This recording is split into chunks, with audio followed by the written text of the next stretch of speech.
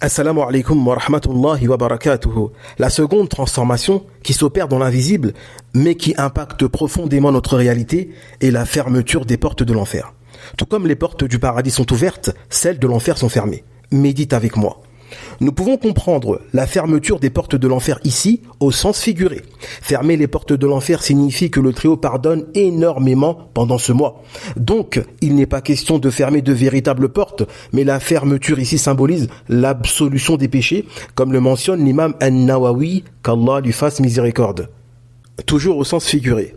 Ibn Hajar, qu'Allah lui fasse miséricorde, explique que les portes de l'enfer peuvent représenter les voies qui mènent au péché. Donc les portes de l'enfer symbolisent les accès vers la désobéissance.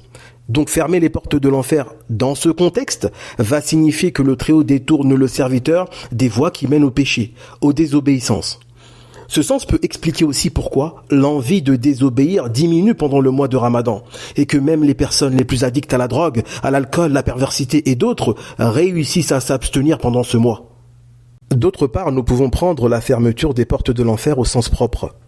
Ce qui signifie que les portes de l'enfer sont généralement ouvertes et que pour cette grande occasion que représente le Ramadan, le Très-Haut met en valeur la grandeur de ce mois en fermant les portes de cette créature effrayante qui est l'enfer.